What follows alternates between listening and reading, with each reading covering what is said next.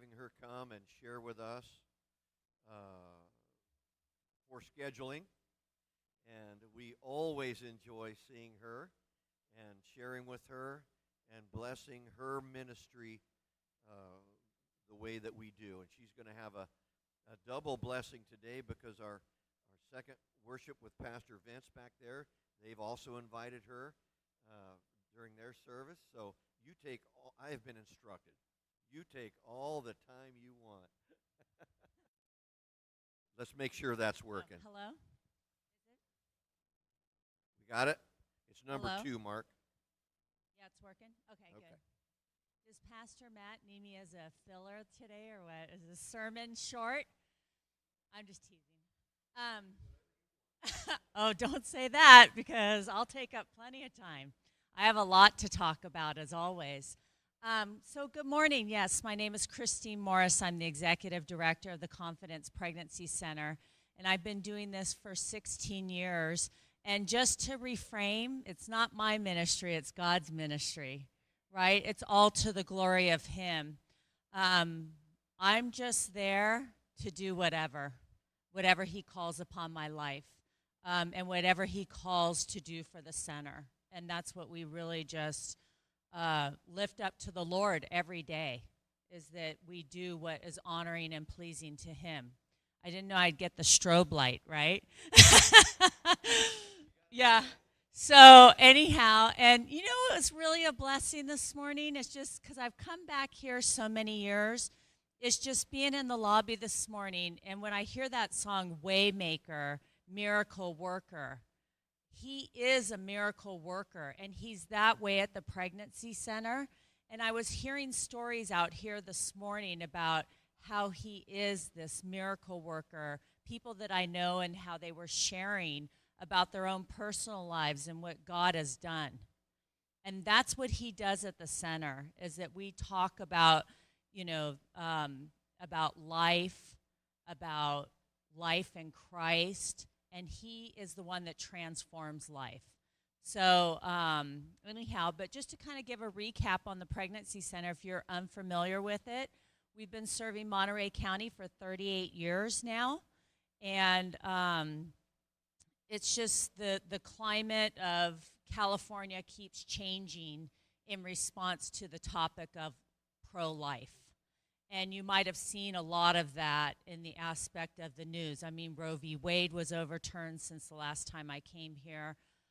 Now, I don't know if you know, but the abortion pill is in the process of being overturned. Because originally when the FDA approved it, they approved it under that it was like a mental health issue for women.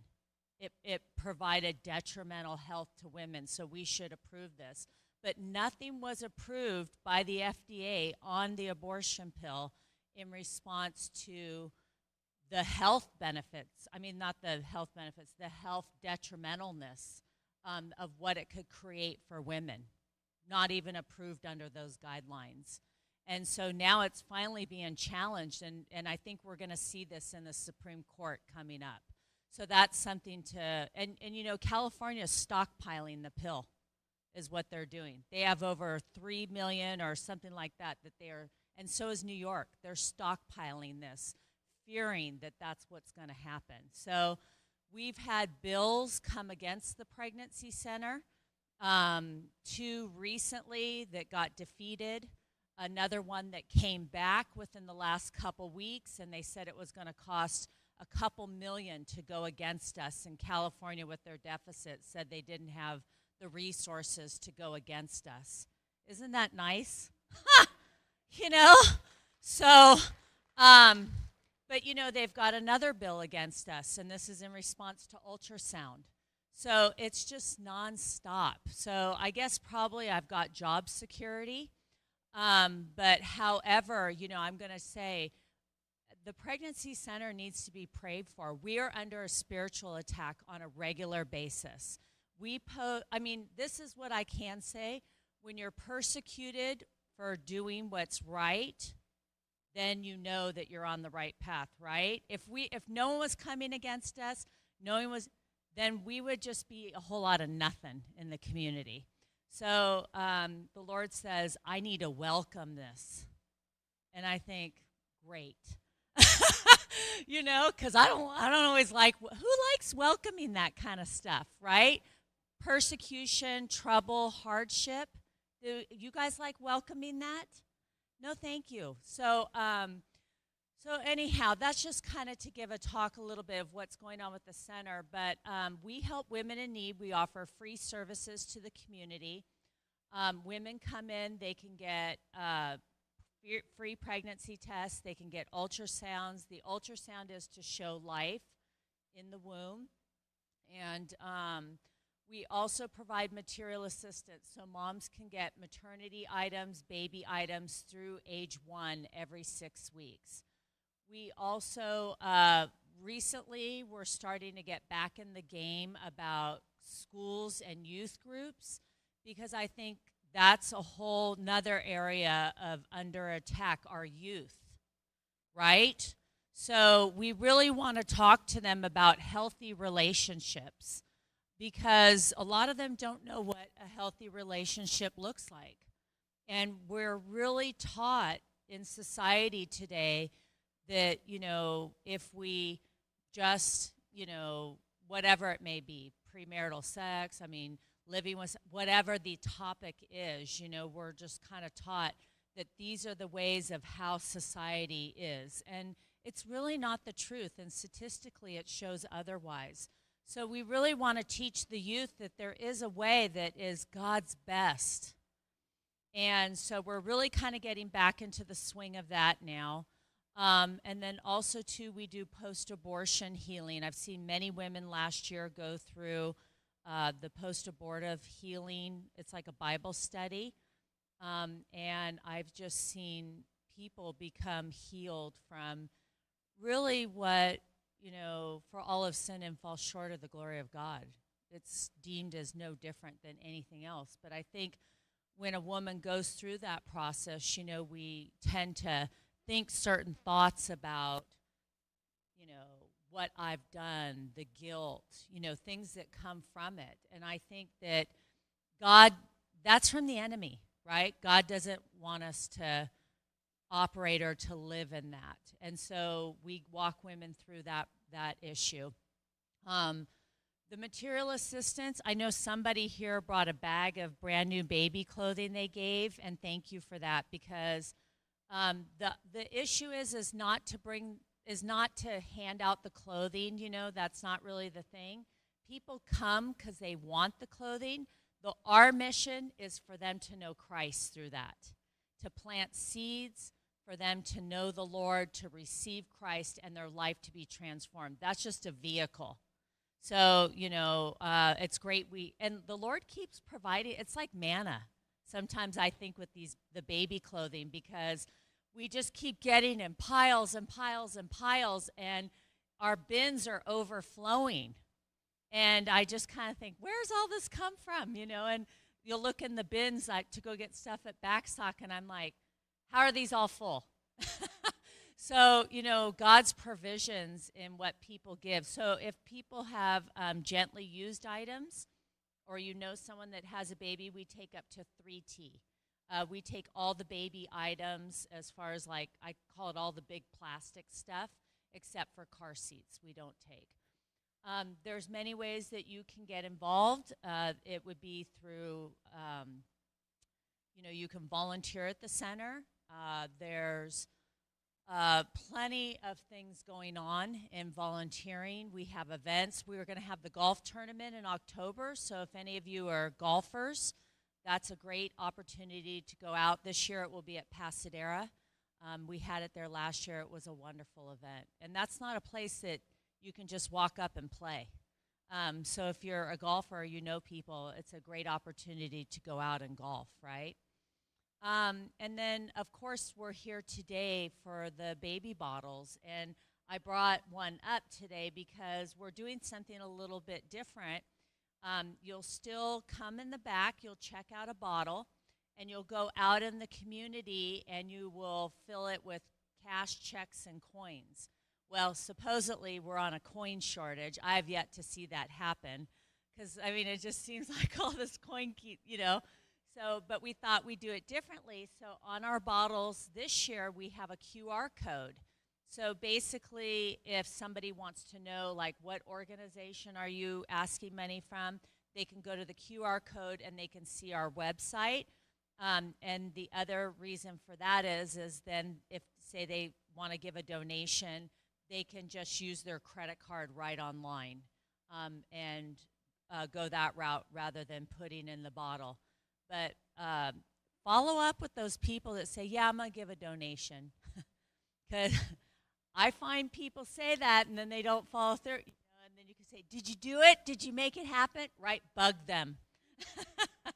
So anyhow, but I feel blessed to be here today. I mean, it's just great to see familiar faces and just, you know, God's blessings. And we're all in this partnership together for life, right? We've got to stand up. We've got to stand up for the unborn, and we have to go out and be disciples and speak and preach the gospel. That's what God commands us to do. And so I'm grateful that you guys are all that partnership in coming and getting a bottle today. I also want to say, too, that what I've found every year, so I'm kind of holding you guys accountable, but what I've found every year is that this church seems to raise the most money of any of the churches that I go to. I'm like, wow, this is interesting, because I tally up how much it is every year from each church just to take a look for fun. And I let churches, I should probably have a competition. But I don't know if that would be good or bad, but I love seeing that this church usually does so well, and it's just, I want to offer thanks and appreciation. So thank you for that. And so make sure you come back and you get your bottle, and thank you for having me here today. I appreciate it.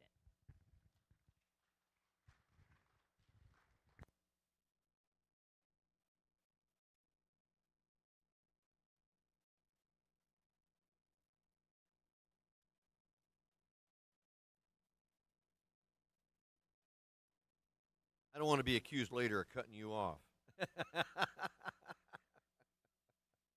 All right. Thank you, Cindy, for your continued work. And I enjoyed the part where you said that it is the Lord's ministry. But I, as much and as shy and as humble as you try to be about that, I wish it was everybody's ministry. But He called you to that one, and you're doing such marvelous work, and we get to be helpers in a smaller way. So thank you for your leadership at the center, and we're happy to be at least a small part of that. There was a line in one of the songs we sang, or that we listened to just prior or during the early part of the service, that struck a bell because of a little bit of what I'm going to say this morning. We are going to get out right at 10:30 so that we have time to sign up for your baby bottles and then get to your Bible study classes, and allow Freedom to get in, and because they're going to use Christine again. So this is going to go quick. But the line in the song was, "Earth has no sorrow that heaven can't heal." And that brings me to two prayer requests and a small explanation. I can't even remember what day it was. Thursday, probably Thursday. I was called by a fellow pastor who was struggling with an event that happened in his church. I'm not going to get into the specifics of the event. It's just to say that a church family up in Humboldt County had a 26-year-old son and his wife expecting their first child, and his best friend took his life. this pastor, of all the years he's been in ministry and law enforcement chaplaincy,